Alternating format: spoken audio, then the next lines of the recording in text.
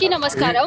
ఈ రోజు నిరుద్యోగ వంచన సభ పెట్టుకోవడానికి ముఖ్య కారణం ఎవరు అని అడిగితే ఖచ్చితంగా ఇది కాంగ్రెస్ అనే చెప్తా. ఎందుకు అనంటే కాంగ్రెస్ ఇచ్చిన హామీలు ఏవి నెరవేర్చలేదు కాబట్టి మేము ఈరోజు ఈ సభ పెట్టుకోవాల్సిన పరిస్థితి మాకు వచ్చింది. రేపు పొద్దున వచ్చి వీళ్ళు రెచ్చగొడితే పెట్టిరు, వాళ్ళు రెచ్చగొడితే పెట్టిరు అని మాట్లాడే నాయకులకు నేను ఒకటే చెప్తున్నా, ఆ మాట మాట్లాడే ముందు కాంగ్రెస్ ప్రభుత్వంలోకి వచ్చినాక నిరుద్యోగుల కోసం చేసింది ఏంటి అని చెప్పండి. అది చెప్పలేనప్పుడు మీకు నిరుద్యోగుల గురించి మాట్లాడే అర్హత లేదు అనేది నేను చెప్తున్నా. ఇంకొక ముఖ్య విషయం నేనేం చెప్తున్నా అంటే, బూర వెంకటేశం గారు ప్రెస్ మీట్ పెట్టి అంటారు అందరికీ ఉద్యోగాలు ఇవ్వలేము అని ప్రభుత్వం తరపున వక్కంతా పుచ్చుకొని మాట్లాడుతున్నారు కదా.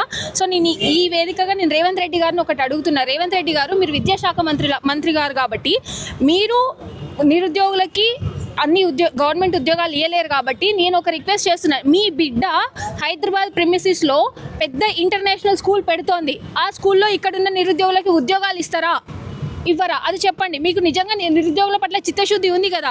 మేము డిమాండ్ చేస్తున్నాం, మీ బిడ్డ పెట్టే ఇంటర్నేషనల్ స్కూల్లో మా అందరికీ ఉద్యోగాలు ఇవ్వండి. ఇచ్చి మీ చిత్తశుద్ధి ఏంటో ప్రూవ్ చేసుకోండి. ఇప్పటికీ 2.5 సంవత్సరాలు గడిచిపోయింది.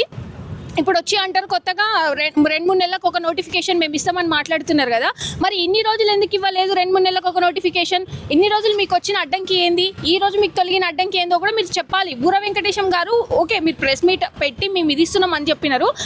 యాక్చువల్గా ప్రభుత్వం హామీ అసలు బూర వెంకటేశం గారికి ప్రభుత్వంకి సంబంధం ఉండొద్దు. ఎందుకంటే బూర వెంకటేశం గారు ఒక ఇండిపెండెంట్ బాడీకి చైర్మన్గా ఉన్నారు కాబట్టి. కానీ ఆయన ప్రభుత్వం తరపున వక్కంతా పుచ్చుకొని మాట్లాడాల్సిన అవసరం ఏంటి అనేది కూడా మేము అడుగుతున్నాం. ఇది కూడా మీరు ప్రెస్ మీట్ పెట్టి చెప్పండి, ఎందుకు మాట్లాడుతున్నాం. మేము ట్రాన్స్పరెన్సీ క్వశ్చన్ చేసినాం. మీరు ట్రాన్స్పరెన్సీ ఎక్కడ చూపించట్లేదు టీజీపీఎస్లో. కానీ మొన్న ప్రెస్ మీట్లో మీరు మాట్లాడిరు మేము ట్రాన్స్పరెంట్గా వ్యవహరిస్తున్నాం అనేది. కానీ ఎందులో కూడా మీది ట్రాన్స్పరెన్సీ కనిపించట్లేదు మాకు. ఇదొకటి. ఇంకొకటి ఏమంటున్నారంటే, మేము ఇస్తాము, ఉద్యోగాలు చేస్తామని అంటారు. ఇంకెప్పుడు ఇస్తారు? అసలు ఏజ్ రిలాక్సేషన్ విషయంలో మేము అడిగేంత వరకు మీకు జీవో రిలీజ్ చేసే స్కోపే లేకుండా పోయింది కదా. మరి ఇప్పుడు 2.5 సంవత్సరాలు నష్టపోయిన మనుషులకి మీరు దానికి రెస్పాన్సిబిలిటీ ఎవరు తీసుకుంటారు? ప్రభుత్వంలో ఏ పెద్ద దీనికి రెస్పాన్సిబిలిటీ తీసుకుంటారో చెప్పాలి. ఇప్పుడు మేము పెట్టుకున్న సభకి కౌంటర్గా ప్రెస్ మీట్ పెడతారు ఖచ్చితంగా. నేను వాళ్ళని అడుగుతున్నా, అసలు మీరు నిరుద్యోగులకి చేసింది ఏంది? మేము నష్టపోయిన ఏజ్కి మీరు అకౌంటబిలిటీ మీరు తీసుకుంటారా? తీసుకోలేనప్పుడు మీకు నిరుద్యోగుల గురించి మాట్లాడే అర్హతనే లేదు. సో ఈ రోజు సభ కనుక చూసినట్టయితే ఇంతమంది నిరుద్యోగులు ఏకమై ఒక సభకు వచ్చినారు అని అంటే దాని అర్థం ఏంటి? మీ మీద మాకున్న వ్యతిరేకత. సో దయచేసి మీరు ఇస్తున్న ఉద్యోగాలు 100, 10లో ఇస్తున్నారు. అది కాదు మాకు కావాల్సింది, లక్షల్లో ఇవ్వాల్సిందే. ఎందుకు అని అంటే ఎలక్షన్స్ ముందేమో మీకు ఉద్యోగాలు లక్షల్లో కనిపిస్తాయి. కానీ ఎలక్షన్స్ అయిపోయి అధికారంలోకి వచ్చినాక 10లో, 100లో ఎందుకుంటున్నాయి ఉద్యోగాలు? అప్పుడున్న లక్షల్లో ఉద్యోగాలు ఇప్పుడు ఎక్కడ పోయినాయి, ఏమైపోయినాయి?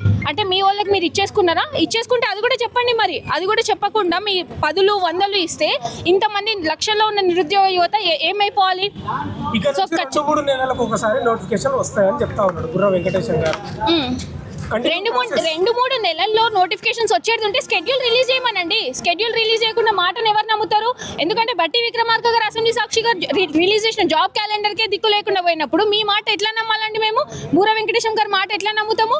బూర వెంకటేశం గారు టీజీపీఎస్సీ తరఫున కొన్ని ఉద్యోగాలకు మాత్రమే నోటిఫికేషన్ ఇవ్వగలుగుతారు. మరి పోలీస్ సంగతి ఏంది, గురుకుల సంగతి ఏంది, టీచర్ సంగతి ఏంది? వీటన్నిటికి సంబంధించింది ఎవరు మాట్లాడాలి?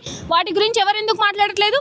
మీరు నిజంగా ఇచ్చే చిత్తశుద్ధి ఉంటే ఒక స్కెడ్యూల్ రిలీజ్ చేయండి. 2-3 నెలలకి, 3 నెలల తర్వాత ఈ నోటిఫికేషన్ వస్తుంది, దాని అపాయింట్మెంట్ ఈనాడు ఉంటుంది, దాని స్కెడ్యూల్ రిలీజ్ చేయండి. ఎందుకు రిలీజ్ చేయట్లేదు?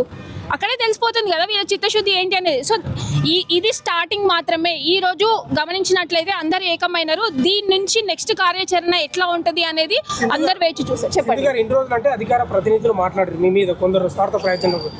నిన్న ప్రెస్ మీట్ అంటే 1 తారీఖు పెట్టిన ప్రెస్ మీట్లో బుర్ర వెంకటేశం గారు స్వయంగా మాట్లాడారు.